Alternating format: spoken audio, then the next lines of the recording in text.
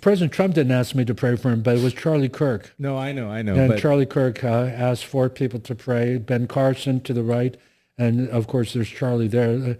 It's like Charlie Kirk's 6'5", President Trump is 6'3", I'm 5'8". It's like Jeff and Mutt, you know. And so it was really, they were towering over me. But spiritually, they felt that I had enough to be the one to pray.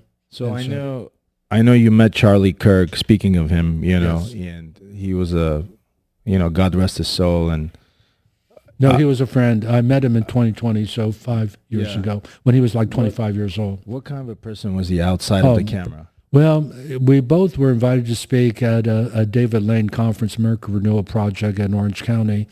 And he introduced me he was the first night speaker. And honestly, I was blown away by his brilliance. 25 years old at that time. And I said, oh my goodness.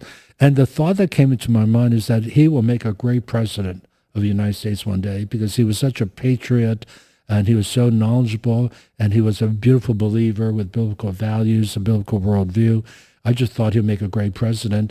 And then when I sued Governor Newsom, he called me and said, I want to have dinner with you. I want to hear the story from you. And would you be on my podcast? And so that was an entree.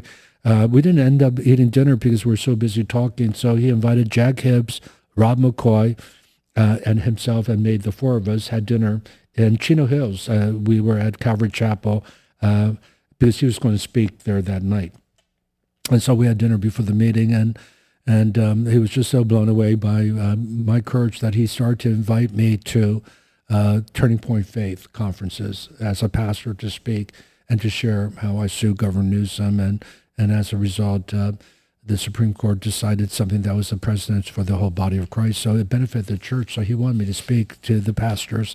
So that's how I developed. So when I got the invitation from Charlie, he invited 80 pastors to Atlanta to meet with President Trump. So it wasn't just me. It was 80 pastors.